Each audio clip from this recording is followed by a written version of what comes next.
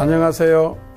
하나님의 사람 이태근 목사입니다. 안녕하세요. 전효진입니다. 목사님, 네. 요즘 인공지능이 화제예요. 네. 바둑부터 시작해서 요새는 음악, 다양한 이 미술 세계까지 인공지능이 이제 스며들고 있습니다. MC 어떡하죠, MC? 야, 많이 잘릴 거예요, 이제. 왜냐하면 없어지는 직종이 엄청 많더라고요. 의사도 없어지고. 43%가 없어진대요. 와. 그래서 제가 이제 이 목사 어떻게 되는가 봤더니 어떡하죠? 안 없어지더라고요. 왜? 영적인 일이거든요, 이거. 영을 터치하셔야 되니까. 인공지능이 막이 못 쫓아내죠. 맞아요. 어떻게 보면 하나님이 우리에게 주신 특별한 것들이 있잖아요. 그래도 어쨌든 간에 인공지능이라도 꿈과 창조적인 거는 사람이 해야죠. 그렇습니다. 하나님이 우리를 만드신 그 고유한 특별한 그 작품들이 있잖아요. 그걸 우리가 좀 개발하고 더 하나님을 위해서 사용했으면 좋겠습니다. 오늘 함께 하실 분이 그런 분이 아닌가라는 생각이 들어요.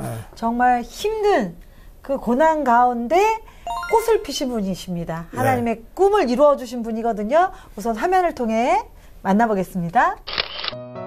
길을 잃고 방황하는 이 땅의 청소년들, 그들의 마음을 다독여주는 한 사람, 찬양사역자 바비킴 목사. 그는 지금까지 총 6장의 앨범을 낸 찬양사역자이기도 한데 불우했던 유년 시절부터 지금까지 함께 하셨던 하나님을 전하고 있는 바비킴 목사의 이야기를 하나님의 사람에서 들어본다.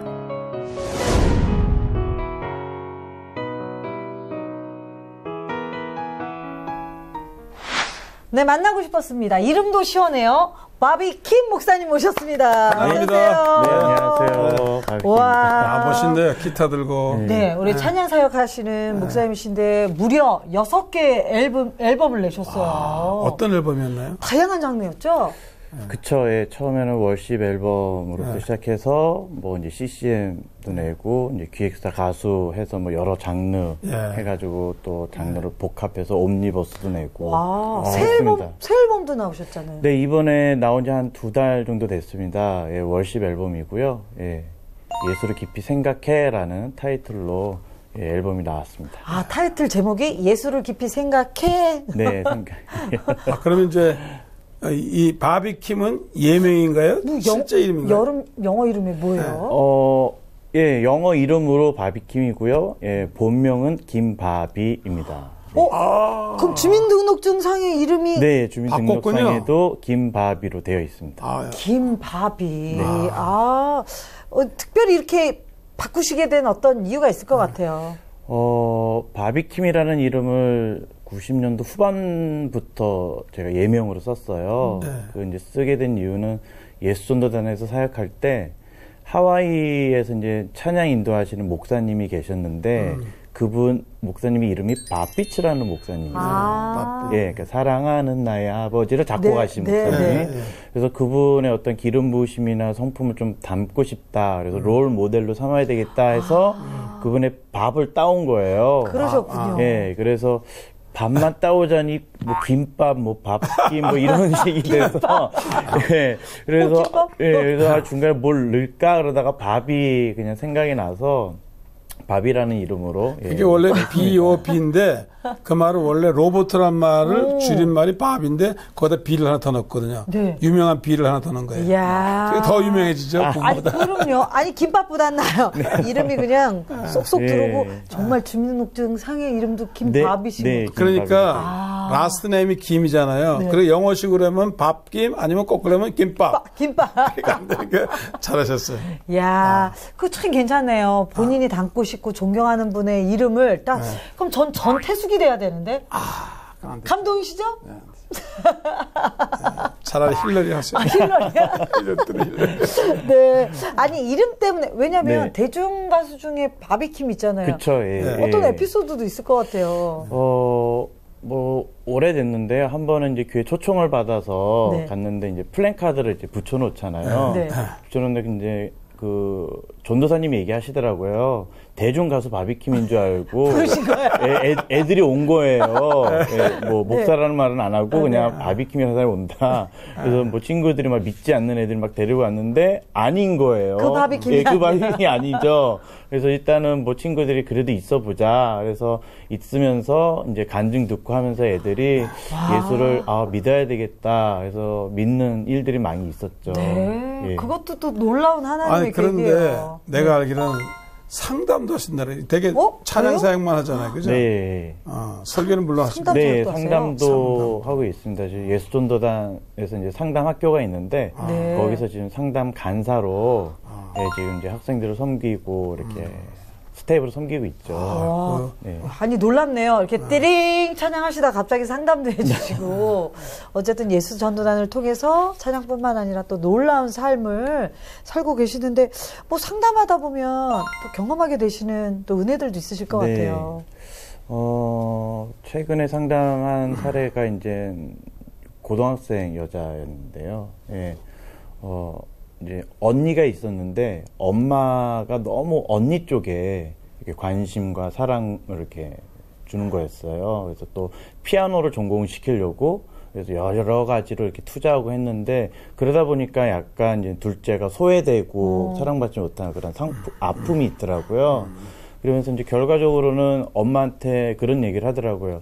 엄마가 한 달에 한 번이라도 나를 안아줬으면 내가 이렇게 되지 않았을 거라고. 삐뚤어졌구나. 예, 삐뚤어진 거예요. 그러니까 너무 언니가 미워서 망치를 가지고 가서 피아노를 부술 정도로 언니에 대한 분노, 엄마에 대한 미움이 너무, 그래서 한 달에 한 번이라도 나를 안아줬으면. 한 번. 예. 그 한 번이라는 그 단어에 굉장히 마음이 아프더라고요. 예. 그러면서. 고루고루 사랑해야 되는데. 예, 그러면서 이제 그런 관계를 회복하면서 엄마도 딸한테 몰랐다고, 그쵸. 너가 그렇게 아팠는지 몰랐다고, 용서 구하고, 울면서 이렇게 회복되는 그런 모습들 보면서, 정말 많은 사람들이 참 깨어져 있고, 아파하고 있는 사람들이 너무 많구나. 그러니까요. 예. 참, 그걸 또 깨닫게 하는 게 또 하나님의 사랑인 것 같은데, 목사님, 한 달에 한 번 안아줘야죠. 우리는 안 보여요. 다 자가를 가졌군요. 먼 나라에 사니까. 있을 때 잘해야겠다라는 생각이 들고요.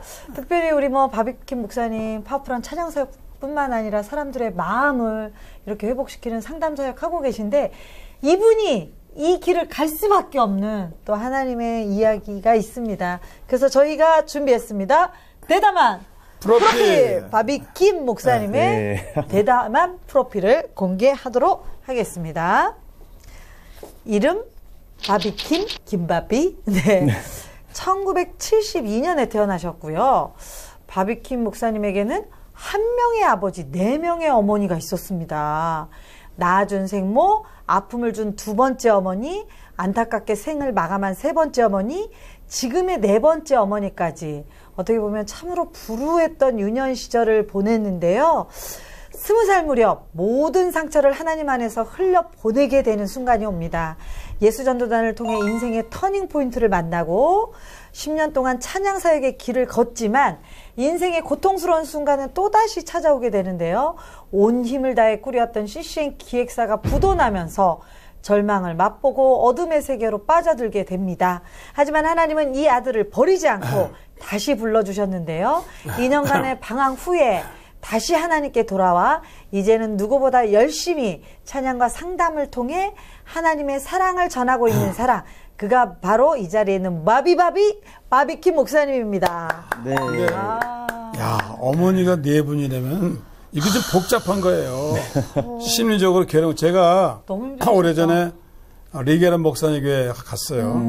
그래서 휴가 맞아 가서 주일날인데 리게란 목사님 설교 안 하고 그렉 롤이라는 목사가 설교하는 거예요. 리버사이드에 있는 목사님, 큰 교회 목사님인데 청소년 사역하는데 그분은 어머니가 5이라고 그래요.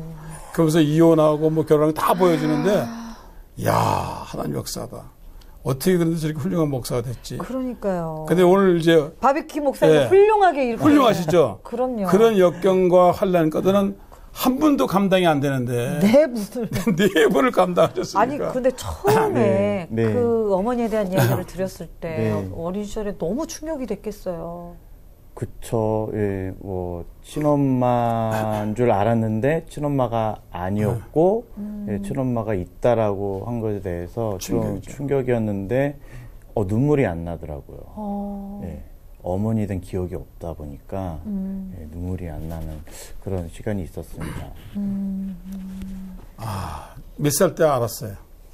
초등학교 6학년 때 알았어요. 예, 초등학교 6학년 때, 방학날 지금 이제 돌아가셨지만 이제 고모께서 친엄마가 있다. 예, 그래서 깜짝 놀랐죠. 그래서 친엄마를 이제 방학 때 2번을 만나게 됐습니다. 예, 그래서 2번을 만났는데 처음 보고 어머니는 저를 보고 많이 우시더라고요. 예, 진짜 펑펑 우시더라고요. 근데 저는 그 모습을 보면서 기억도 없고 뭐 감정도 없다 보니까 그냥 친엄마구나 이분이. 예, 그냥 그런 첫 만남이었었습니다. 근데 사실 그 이야기를 듣고 그 첫 만남 이후에 네. 충격도 되고 방황이 됐을 것 같아요. 그쵸. 여러 가지 왜 나는 이렇게 엄마가 없을까? 네, 엄마가 없을까라는 그런 어떤 원망, 가족에 대한 원망, 또 아버지에 대한, 어렸을 때는 미워하는 마음은 없었는데 커서 내 무의식 속에 아버지에 대한 그 미움이 있었구나. 예, 그렇게 해서 여러 가지 청소년 시절도 꿈도 없었고. 그랬군요. 예. 두 번째 어머니하고는 사이가 좀 어떠셨어요? 두 번째 어머니는 아버지가 얘기해서 이제 알게 됐는데요. 6살 되기 전에 내가 잘하고 있나, 이렇게 5살 때까지는 이제 친어머니 밑에 있었거든요. 그래서 아버지가 이제 보러 오셨대요. 네. 보러 오셨는데, 제가 이제 땅바닥을 이렇게 있는 거를 주워 먹고 있는 거를 본 거예요, 아버지가. 그때 당시 이제 영양실조에 걸렸었고, 황달병에 걸렸었다고 그러더라고요. 예, 그래서 이제 아버지가 너무 속상해서 저를 이제 데리고 오신 거예요. 데리고 왔는데 그때 이제 두 번째 어머니가 이제 살고 계셨던 거죠. 그래서 이제 6살 때부터 두 번째 어머니하고 이렇게 살기 시작했는데 제 기억은 친엄마로 이제 기억이 있었던 거죠. 잘해주셨어요? 두 번째 어머니가? 처음에는 아버지 말로는 참 잘해줬대요. 예. 근데 이복 동생이 태어나면서부터 이제 많이 때리고, 아이고. 이제 차별 대우하고, 제 기억나는 거는 동생은 용돈 200원 주면은 전 100원 주고, 예. 한겨울에는 양말도 잘 안 시켜줘서 정말 울면서 학교를 왔다 갔다 했던 기억도 있고, 뭐 도시락도 안 싸주고, 많이 맞았죠. 뭐 손톱, 발톱 빠지면서 진짜 그렇게 맞은 적도 있었어요. 그럼 가출하고 싶으셨을 텐데. 그쵸. 제가 처음 가출한 거는. 가출을 하셨어요? 네. 처음 가출한 거는 초등학교 2학년 때 가출을 해봤어요. 일찍도 하셨네요? 네. 예, 2학년 때 이틀. 왜 하셨어요? 뭔가 잘못을 했는데 들어가면 아버지한테 맞을 것 같으니까 너무 무서우니까 들어갈 수가 없는 거예요. 어디로 갔어요? 그래서 이제 친구가 살고 있는 그냥 이렇게 판잔 이렇게 아주 옛날집 그런 데 가서 이렇게 아궁이 속에 들어가서 잤어요. 참 불쌍해. 예, 세상에. 잘못된 불나네. 그렇게 막 가스 마시면서 그렇게 처음 가출을 해봤고 담배도 그때 처음으로. 그 어린 시절에? 예, 2학년 때. 왜요? 그때는 아마 그냥 호기심을 했던 것 같아요. 예, 그냥 이렇게, 옆집에 이제 아저씨가 있었는데, 담배가 있어서 호기심으로 그 한 갑을 갖고 나와서 동네 친구들이랑 그날 그냥 한 갑을 다. 초등학교 2학년 때? 네. 와, 빨랐다. 그러니까 그만큼 참 그 어린 아이가, 초등학교 2학년 아이가 너무 마음을 둘 곳이 없이 외롭고 아프고 힘들지 않나 싶어요. 네. 그럼 지금 이렇게 상담 사역 하시면서 지금 방황하는 그런 10대 아이들 보면 옛날 생각도 많이 나시겠네요. 그쵸. 뭐 술, 담배 하고 가출하고 뭐 요즘 말로 얘기하면 이제 불량하는 애들 보면은 저는 그냥 참 마음이 가요. 예, 더 마음이 가고 저럴 수밖에 없는 이유를 내가 알기 때문에 예, 어떤 이렇게 비판보다는 얼마나 쟤들이 사랑에 고팠을까, 배고팠을까, 예, 그런 마음이 있어서 더 청소년들에 대한 마음이 더 하나님이 주신 것 같습니다. 그래요. 예. 어떻게 보면 정말 우리 바비킴 목사님의 삶 가운데도 예수를 만나지 않으면 도무지 살아갈 수 없었던 그런 힘든 순간들이 있었는데 그 예수님을 언제 만나셨어요? 예수님은 이제 고등학교 3학년 졸업 직전에 교회 전도사님이 이제 예수전도단에 관련된 간사님이셨어요. 그래서 이제 졸업하고 예수전도단을 들어갔죠. 단기선교 학교에. 단기선교 학교에 들어가서 거기서 이제 내적 치유의 어떤 시간들이 있어서 그런 아픔을 치유받고 인격적으로 예수님의 사랑을 경험하면서 이제 뭐 어떻게 보면 이제 사역자의 길을 이제 가기 시작했고 거기서 어떤 인생의 터닝 포인트가 되었던 사건이죠. 찬양도 그때 하기 전에 찬양 사역. 네, 그때 뭐 기타도 못 쳤고요. 굉장히 이렇게 내성적이었어요. 네, 이렇게 앞에 나가서 꿈도 못 꿨죠. 근데 이제 그렇게 치유받고 하나님의 은혜 받으면서 이제 하나님이 주신 선물이 이제 드러난 것 같아요. 이렇게 눌려있던 게. 재능이 있던 걸 이제 그때 개발됐거든요. 네. 근데 그 순간 정말 하나님이 주신 마음은 뭐였어요? 하나님의 주신 마음은 아들아, 내가 너 알고 있다고. 네. 그때 그 마음 주셨을 때, 참 감사도 했지만은 사실 원망하는 마음이 하나님한테 있었어요. 하나님, 왜 이제 만났냐고. 내가 좀 어렸을 때 나를 만나 주셨으면 내가 힘들지 않게 그래도 좀 왔을 것 같은데 하나님 왜 이제 만났냐고. 그러니까 감사하면서도 그런 좀 원망의 마음이 좀 있었죠. 예. 아유, 또 그때 생각하니까 또 우리 목사님 눈물 나세요. 예. 내가 알고 있었다. 참. 목사님은 하나님 딱 만났을 때 어떤 음성 주셨어요? 어떤 마음? 저는 이렇게 이제 입시 공부를 하는데 고등학교, 대학교 그 사이에 하는데 세탁소에 갔어요. 네. 세탁소 형하고 이제 잡담하려고 공부하다가 근데 그 앞에 쌍문동 장로교가 있었는데 부부들이 이렇게 들어가는 거 애들 데리고 근데 난 평소에 친구들이 전대도 교회 안 갔는데 그날은 마음이 아주 편안한 거예요. 그리고 그게 제일 아름다워 보이는 거예요. 그 가정의 모습. 근데 그때 이 종이 울리는 거예요. 땡땡 치는데 나보고 오라 그런 거예요. 마음이 막 확 열리고 전도도 안 했어요. 근데 그 다음날 내가 체육관에 가서 운동하러 갔더니 그 동네에 이게 육체미 운동하는 그런 친구, 몸 바디빌딩 하는 친구가 나보고 어이 교회 갈래?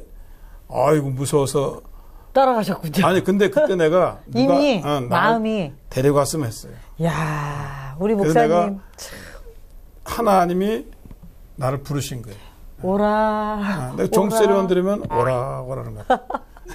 정말 각자 그렇게 하나님이 만나주시고 만져주셨는데 그럼 특별히 찬양 사역자의 길을 꿈꾼 어떤 계기가 있으셨어요?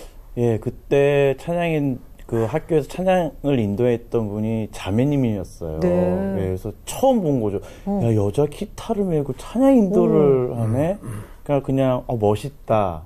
나도 저 자리에 서고 싶다라는, 이 팀에서 내가 저 자리에 서고 싶다. 그렇게 이제 마음을 먹고 훈련을 마치고 그 팀에 들어갔는데 금방 그 팀에서 찬양 인도를 하게 된 거예요. 예, 그래서 너무 놀랐죠.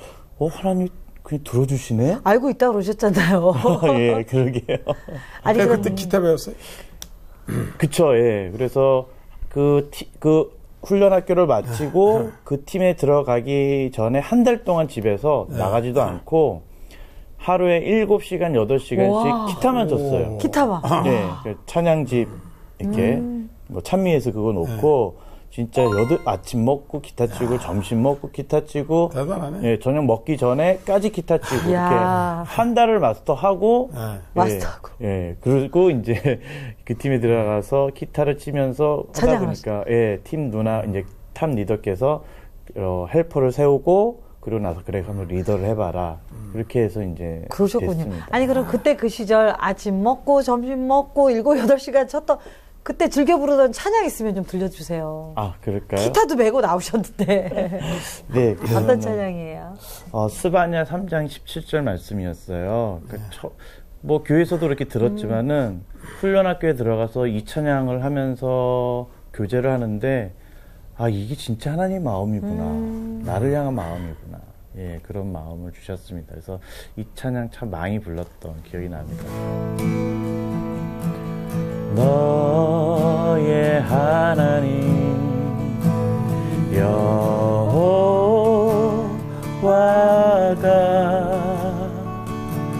너의 가운데 계시니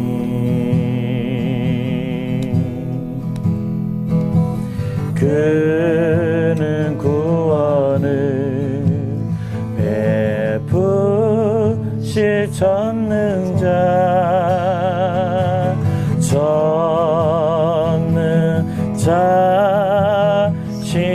전능자시라 그가 너로 인하여 기쁨을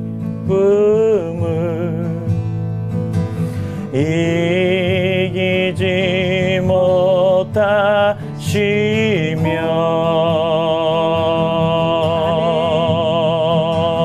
너를 잠잠히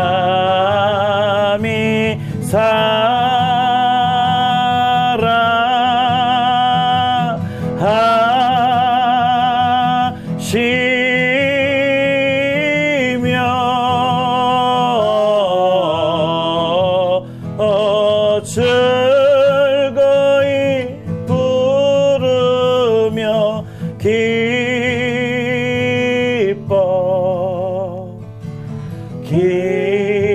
기뻐하시리라. 너무 좋다. 시간 많으면 한번 더 들어야 앵콜, 되는데. 앵콜, 짧은 거 앵콜. 너무 은혜스러워요. 예. 정말 찬양이 주는 이게 감정이 담겼어요, 그죠? 그때 정말 이 찬양이 산 가운데 들어오신 거네요. 네. 뭐 인정하고 싶지 않았죠. 너무 아팠기 때문에. 그런데 이 말씀이 정말 나를 향한 하나님이 그런 마음이시구나 느끼면서 참 많이 울면서 참 불렀습니다. 그때 그럼 20살? 21살? 몇 살이에요? 그때 이제 21살이었죠. 이야. 그렇게 제 경험에 봐도 이렇게 상처 입을 때는 찬양하면서 기도하는 게 상당히 빨리 치유가 될 것 같아요. 예. 네. 경험도 보면. 그렇습니다. 참 찬양 가운데 또 우리 바비킴 목사님에게 또 꿈을 주셨습니다. 자, 그러면 저희가 우리 바비킴 목사님의 삶에 대한 이야기들을 나누고 있는데요. 인생 극장으로 준비했습니다. 질문을 통해 알아봅니다. 오문 오답.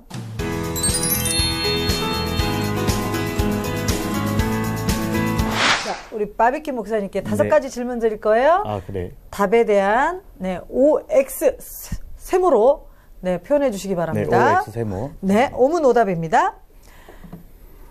첫 번째 질문이 좀 셉니다. 기획사가 망하면서 영혼도 무너졌다. OX. O입니다. 네.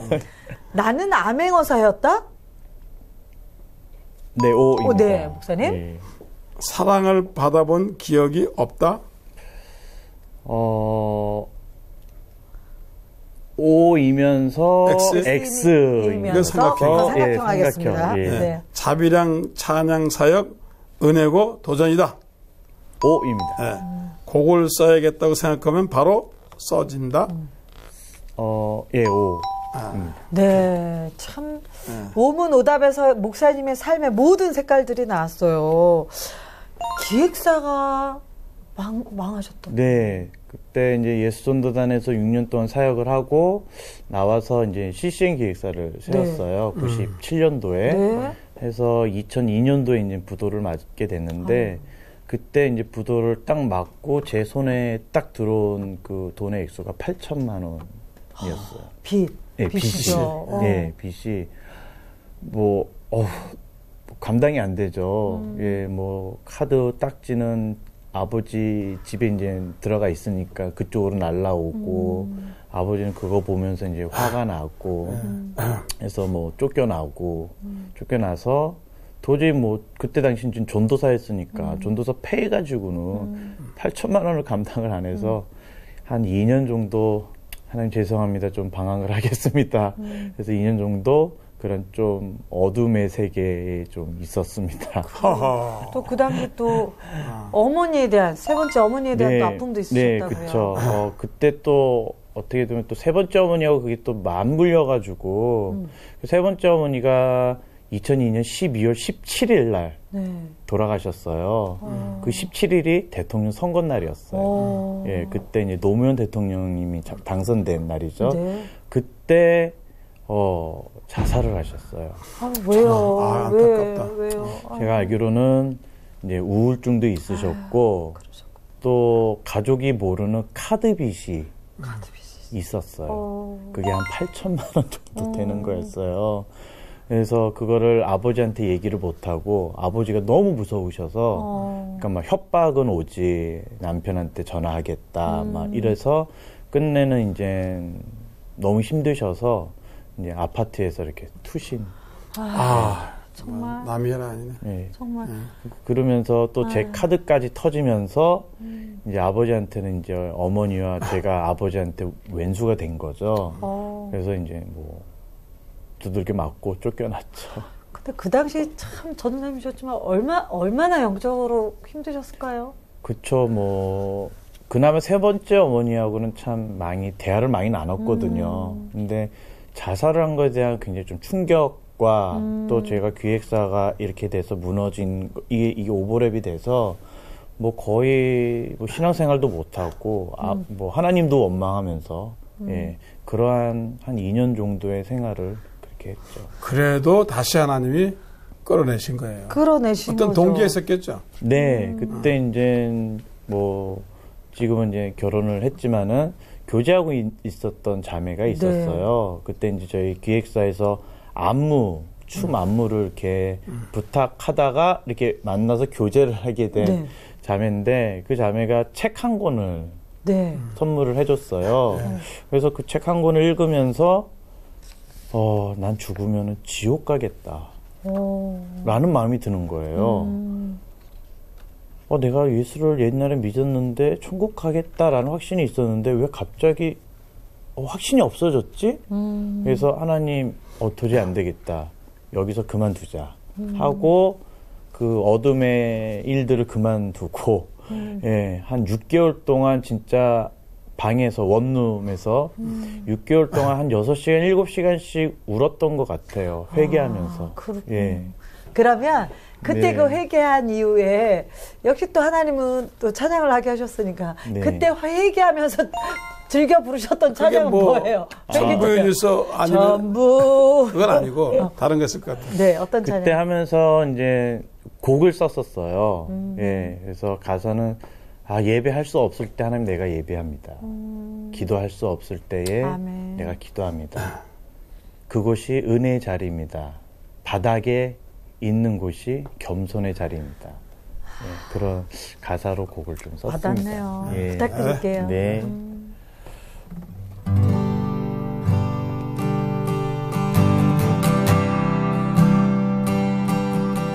예배할 수 없을 때에 난 예배 안 해. 기도할 수 없을 때에 난 기도 안 해. 은혜가 있는 곳이 바닥에 있음이라 그곳이 겸손의 자리 그곳이 겸손의 자리 예배할 수 없을 때에 난 예배 안 해 기도할 수 없을 때에 난 기도 안 해 은혜가 있는 곳이 바닥에 있음이라 그곳이 겸손의 자리 겸손의 자리.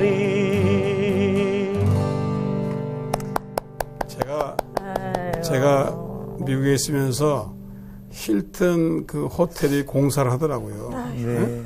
그래서 지나가면서 봤어요. 근데 맨날 땅만 파는 거예요. 예? 지하실지 때문에. 그래서 제 마음속에 그런 게 된 거예요. 야, 저렇게 파다가도 올라갈 날이 있는 거야. 많이 팔수록 층수가 높아지는 거야. 그때 나 힘들었거든요. 너무 힘들어가지고. 목사님도 힘드실 때 있으셨구나. 그러니까. 그런데 그 다음에 이제 이게 지상으로 올라와서 올라가는 거지. 네. 그래서 이제 바닥 더 가면은 이제 없는 거예요. 엘리베이터도. 이제 이제 겸손의 자리에 가서 이제 올라가시는 거지. 이제. 그 찬양 가운데 그 가사 있잖아요. 바닥에 있을 때가 은혜라. 그게 우리 모두의 모습인 것 같아요. 지금 이렇게 우시잖아요. 네. 바닥인가 봐. 바닥이에요, 바닥. 눈물 난다, 맨날 진짜. 카페에서 청소하고 디시워시하고 그죠? 정신없죠? 아니, 근데 그게 너무 위로가 되네요. 예배할 예. 수 없는데 예배하는 것이 예배다. 기도할 수 없는데 기도하는 게 예배고, 목사님 말씀처럼 땅을 파고 있지만 올라갈 때가 있으니 희망이 있는 거예요. 지금 바닥이지만 은혜입니다. 네, 하나님의 사람 바비킴 목사님하고 이야기 나누고 있는데 참 쿵 하고 가슴으로 들어오네요. 우리 목사님과 이야기 1부 여기서 마무리하고요. 또 2부 이어서 더 깊이 있는 이야기, 삶의 이야기 나누겠습니다. 참 어렸을 때는 아버지가 참 믿고 왜 나를 이렇게 많이 때렸을까. 근데 지금은 참 긍휼한 마음이 있고 참 좋은 목사, 좋은 아들 이렇게 좀 보여주고 싶다. 저는 이렇게 간증 집회하고 다니면은 애들 이렇게 제 얘기해요. 나의 소원은 통일이 아닙니다. 아버지한테 한번 안겨보는 거고 아버지한테 사랑이라는 단어를 들어보는 게 제 소원입니다. 앞으로 어때 계획이 뭐 계신가요? 특별한 기도 제목이나 하나님의 생명으로 이렇게 공감해주고 살릴 수 있는 그런 하나님의 상담사가 될 수 있도록